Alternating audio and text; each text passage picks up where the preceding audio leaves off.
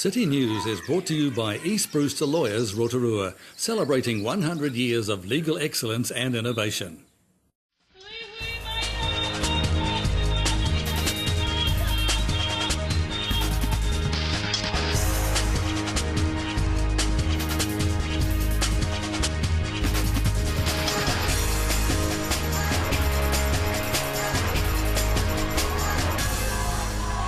Good evening, Rotorua. Tonight on City News. Council and businesses partnership to boost funding for marketing Rotorua.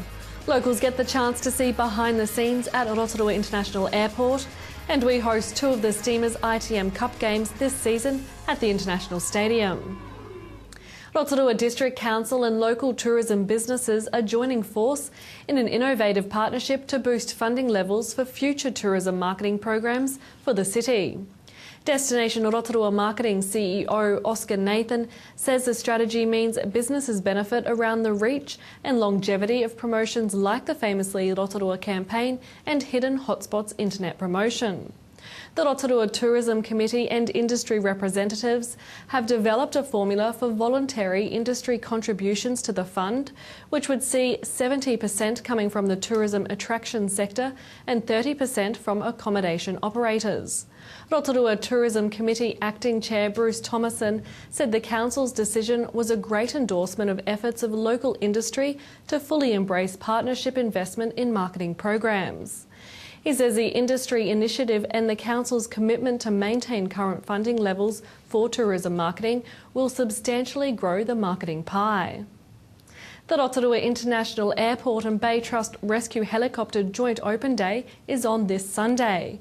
The Open Day forms part of the airport's 50th anniversary celebrations, while also helping to raise funds for the Bay Trust Rescue Helicopter and Police Blue Light charity. Airport CEO Alastair Rhodes says the Open Day will be an opportunity for the community to familiarise themselves with the airport and its operations, check out displays and demonstrations, and participate in activities. Yeah, so we're really looking forward to the day actually. So for us it's all about connecting with the community and getting re-engaged with the community and trying to encourage the passion for flying again. So there's going to be a number of activities we're going to hold here. We've got a number of our partners on the airfield that are going to be doing, a few kind of displays. There's going to be some flights. DC3 is going to be coming down from Auckland that people can actually purchase flights on. We're running a bunch of kind of competitions. Local retailer Debbie Sherwood has thrown her support behind the Shave for a Cure fundraiser. Ms Sherwood went under the clipper in front of her shop, Me and Moo Moo, last week and has raised nearly $1,000 for the fundraiser. Shave for a Cure is Blood Cancer New Zealand's signature fundraising event. You cry if you want. Oh my God! Well, at least it's free. Thank you.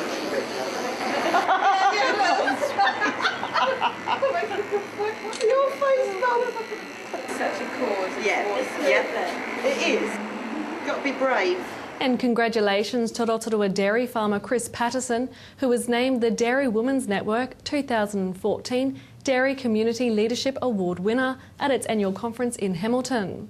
The Dairy Community Leadership Award recognises the voluntary role dairy farming women play in leading their communities and sharing their time and skills beyond the boundaries of their own farm gates. Judges said Chris Patterson won the panel over through her humble, down-to-earth, open and friendly manner and passion for her community. In sport tonight, this year's ITM Cup draw has been released, with Rotorua hosting a pre-season game along with two regular season games this year. On Thursday the 31st of July, the Steamers take on Hawke's Bay in a pre-season clash at the International Stadium, with games against North Harbour on the 7th and then Auckland on the 13th of September. To your weather update now. Tonight, fine spells with light winds and an overnight low of 11. For tomorrow, Tuesday, mostly sunny with westerlies freshening, a high of 21 and a low of 10. And the outlook for Wednesday, becoming fine in the morning with southwesterlies, a high of 20 and a low of 6.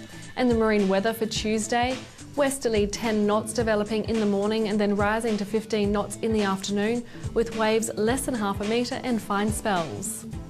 Remember, for program listings or to upload your videos, check out our website tv.rotorua.co.nz, or you can see updates on our TV Rotorua Facebook page. Coming up after the break, we meet ACC consultant Louise Kirk, who took part in the recent Treasure Rotorua project in Kotu. We take a look at the new automation of the RDC car park, and we're at St John to find out about exciting new news of increase in ambulance officers for Rotorua.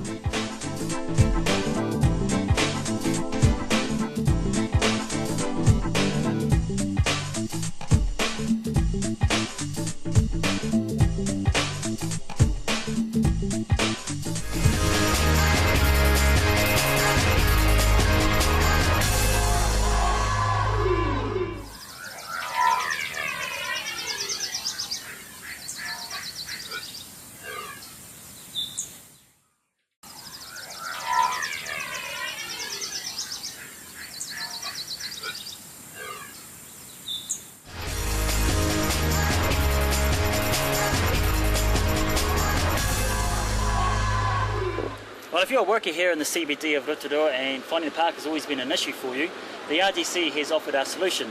The building parking on Pukuara Street has gone fully automated, and today we're going to catch up with Portia McKenzie, who is the manager of the Inner City Revitalisation Projects. Hi Portia, appreciate your time today. Now obviously the building here on Pukuara Street has gone completely automated, but I think the real big question that the public would like to know is how you're going to monitor it, and is there going to be security here looking after the place? So what we've done is we've gone and installed about 15 cameras inside, and they're all on motion detection. So if you move a muscle in there, we're going to know about it. And that is also monitored by Watchdog, as well as down at City Focus and as well as down at the police station. So there's actually no people here at the moment, because they've got the little hut there, the little booth, where the workers used to be there during the day, so they've completely gone as well. That's right, there's no people here during the day, but the parking wardens come and go. We also have the City Clean team will come throughout the building throughout the day as well. Watchdog will scan through the building throughout the day also, and they will make sure that it locks down at night and that there's no one in there that doesn't have a card or is not a user. Now for this to go fully automated, it must be part of the initiative that Stevie Chagwit brought in last year with the Rotorua Vision 2030? Yeah, that's right, and with the P120 project, with the free 2-hour parking on the street, and that's been really difficult for the inner city workers because they've either had to walk out of town or they've had to move their car. We want to free up the spaces for the customers on the road, so that this is a really good opportunity for the workers to come in and use the building for the day. Well, say I am a worker here in town and I've come to go to work for the day. Why would I want to park here? So it's available from 6 o'clock now till 11 o'clock at night, whereas it used to be closing at 5 o'clock. And it offers secure parking under veranda, so you can get to work and it's close to your place of work as well. Yeah, I guess because we're pretty much right in the centre of town, it's only a couple of minutes to any street, so why not? Yeah, that's right. So it's nice and close, and it can get you there easily and safely. Yeah. What about if someone turned up here and went up and had a look around and there was no parks available? Would they still have to pay? No, there's a 15-minute grace time, so if you arrive and all of a sudden you've got to get back home or something, you can easily come out as well. Now, is it cheaper than the parks on the outskirts of town? Yeah, that's right. So for our inner city workers, we offer a special rate, and these are the concession cards, and it's $4 a day. So that's some of the cheapest inner city parking in the whole of New Zealand. So how can the workers of Rotorua get hold of those concession cards? So one of these cards is available for any inner city worker or resident, and they can come and pick up one of these from Council or City Focus. It's a one-off, you just pick it up and then you load this at the pay station. It works out to be $20 for the week. Wow, that's nothing really. Yeah, it's good. Now obviously you're new at the role. How did you get into this job, and are you enjoying it? Yeah, I am new, so I've been here about 3 months now. I love working in the inner city projects. We have a lot of projects on, and we have a lot coming up, so it's going to be an exciting time. Cool, well let's go down that track, because I know there's the mural project that's coming up very shortly. Yeah, that's right. So we've got a mural that's going to be installed on the corner of Pukuatua Street and Tutanako Street. You would have seen the Watch This Space up there for a little while now. So that's coming in the next couple of weeks. And we also have the intersection upgrades, so the sculptures that have gone in, as well as all the gardens that have been done. So yeah, there's a few things around, and we've got a few more things on our books as well. And that's all part of the Rotorua Vision, isn't it? Yeah, that's right, yeah. And we've been working with the inner city stakeholders, so the focus group as well. We also have an ideas bank on our website, any person, and we're encouraging people to go onto our website, go into the Ideas Bank and submit their idea. We will be reviewing them every 2 weeks and getting back to them, telling them which one we're going to be doing and which one we're going to possibly tackle later on in the year. And any good ideas come through? So we had some great ideas come through, yeah, really good. So watch this space in terms of our website as well. I'm going to push a little bit further, Portia. Can you give us an idea of any of them? Yes, sure. We had one idea just last week, which was inner city fountains, which I think is a really good idea. Drinking fountains? Drinking fountains, yeah, proper water, clean water with drinking fountains, which is a great idea. No fluoride? I'm not sure about that. I didn't go into the detail. And we live in a city which is full of lakes, and we should be celebrating our water. So I thought that was a fabulous idea. What about those people who want to do long-term parking, Portia? So we also have reserve spaces available as well.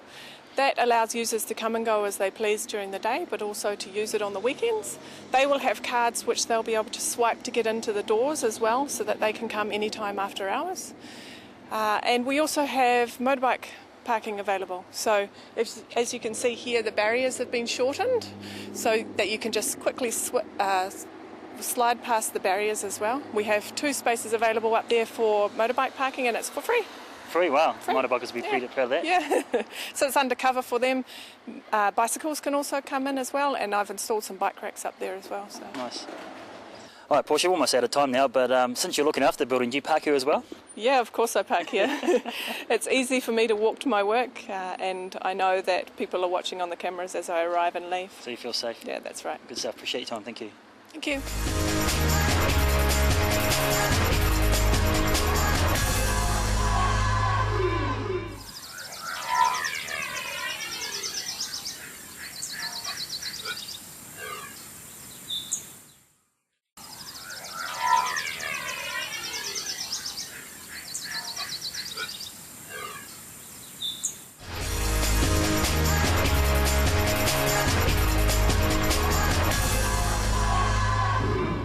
Well, if you live in Koutu, you may have got a knock on your door last week from either the police or the fire, ACC, or even neighbourhood support, and they were just heading around our community just to find out from residents what's the story with their house and if they can help out with anything. And with me today from the ACC is Louise Kirk. Thanks for joining us today, Louise.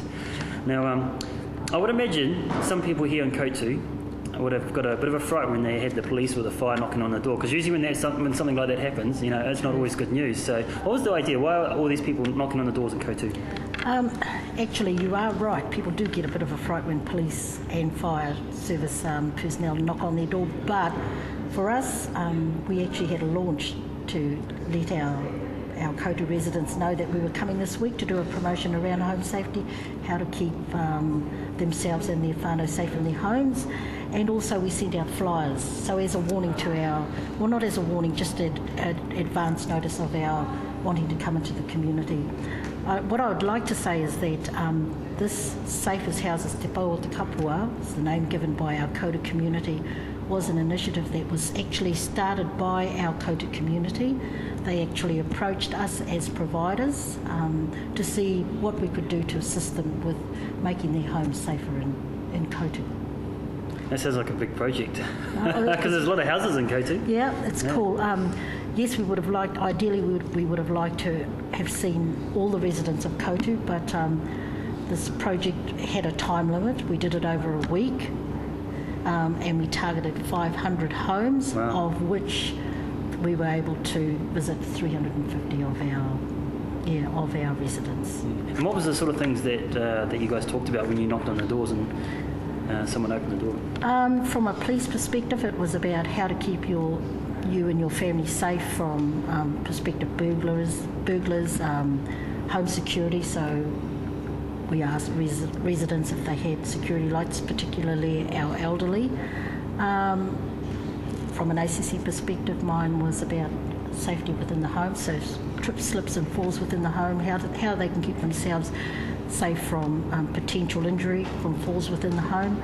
From a fire service perspective, theirs was about, do they have smoke alarms? If not, the fire service, wonderful service, we're able to install 10-year smoke alarms. We also had a promotion around neighbourhood support, just identifying residents within the Kota community who might not have known about neighbourhood support, or if they did they know who their local contact person was and what was their involvement, or if they didn't know anything about neighbourhood support, was whether or not they were receptive to somebody coming to talk to them about it. Added to that, there was concern that arose about insulation of homes. So of course there's the health aspect of that, so we also did a small promotion around insulation within the home and the availability of that from the different providers. It's a huge scope of issues to talk about people with. That must have taken you hours. No, it didn't. We kind of had it down pat. And finally, I did want to say about civil defence, in case of emergencies, in case of a potential disaster. We actually gave whānau a bit of advice about trying to get packs together in case of an emergency of one sort or another. Now, obviously, ACC funded this, so I'm guessing there must have been a fairly hefty bill for this project. Yeah, from an ACC perspective, it's about return on investment, and the investment has been one-on-one conversation with all of these residents within Kota.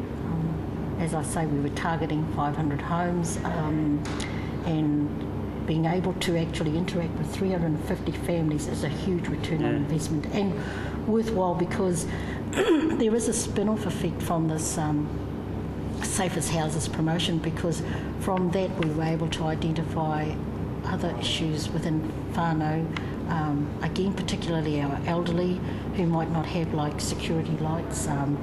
Some needed the likes of non-slip mats, which we were able to provide them with, steep ladders, again smoke alarms which hadn't been used for so many years. They've thrown batteries away, so those sorts of issues came out of it.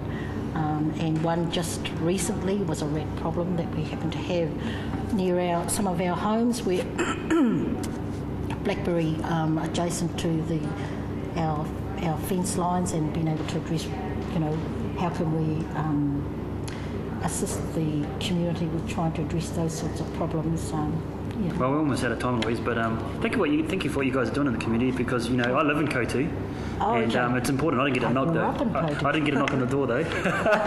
But it's good to know that there's people out there that care about the community and care about whānau. So thank you, Louise. Appreciate your time.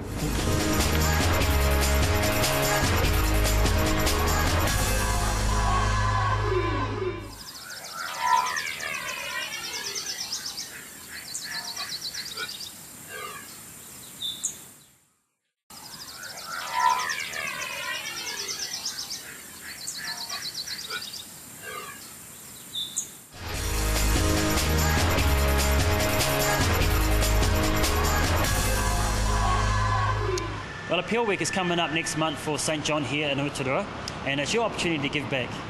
Now today I'm talking with Hilary Morris-Allen to talk to you about the fundraiser, but before that she's got some good news for us.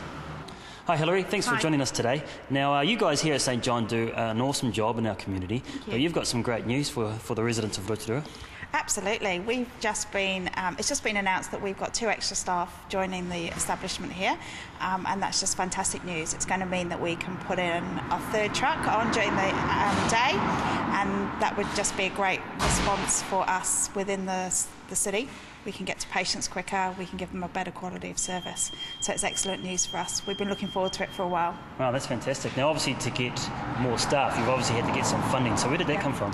We've been doing a big national project for a while now, looking at a 5-year sustainability plan for our staff. So out of that review, we've been looking at where the workload is and where the resources are, and we've been matching the 2 up. So these staff have come as a result of that piece of work. They're being funded from our reserves and from the fundraising that we do during the year in order to ensure that we've got some money to survive. Now, is it just here in Rotorua that St John's going to get the extra staff? No, there are 57 going throughout the country. Obviously, most are going into Auckland and Christchurch because that's where the need is greatest. But here at Rotorua, we get 2 more. Well, 2 doesn't sound like a lot, but for your team here, which is fairly small, 2 is a great number. Yeah, it moves our team from 15 to 17 of full-time paid staff. But the difference difference it does make is it gives us the opportunity to put on another ambulance on the road, and that increases our ability to respond to patients. Let's talk about that a little bit, because I know obviously if people ring 111 or 111, you guys are usually the first responders. So having that extra one or two people, will that increase the response time, or just take less stress on their current resources? It does both. We do about 120 jobs a week here from the station, and that's through 2 ambulances. So having a third means we can get to patients quicker. We try to get to our patients who are in need within 8 minutes. Now that may seem like a long time when you're waiting for us to arrive, but that's quite a short period of time really in terms of driving. So adding a third ambulance means we can get to more patients within those first 8 minutes, and that's important for patient care. I'm guessing volunteers would also be a vital part of your team here? Absolutely. We couldn't survive as an organisation without volunteers. St John relies on its volunteers, and it's a huge part of our ethos right from the very beginning. We all came from being volunteers. So we have about 20 active volunteers here in Rotorua, and we always need more.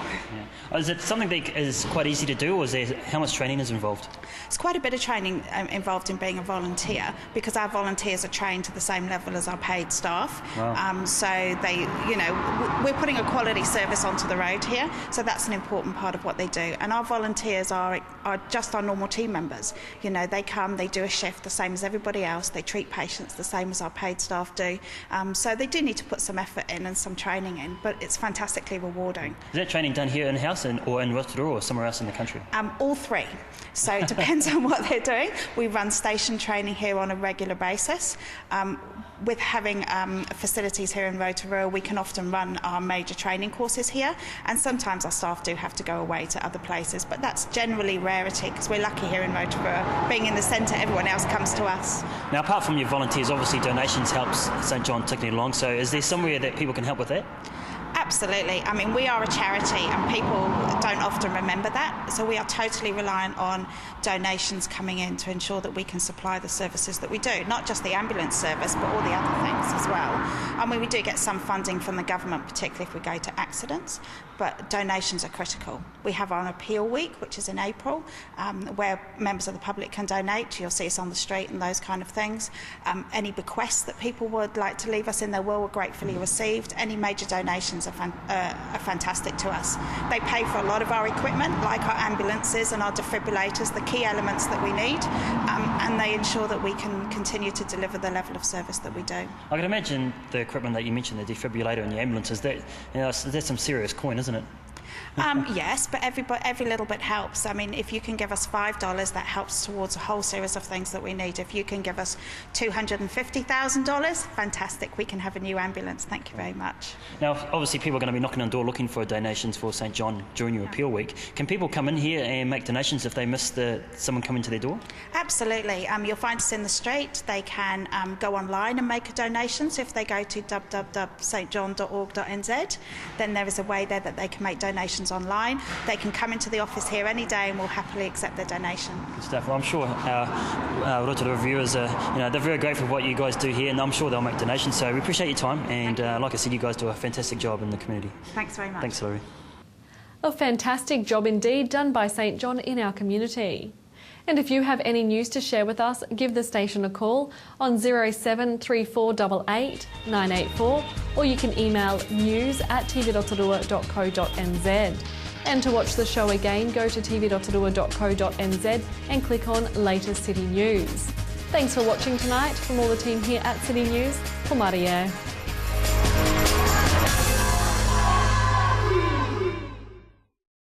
Supporting local content so you can see more of New Zealand on air.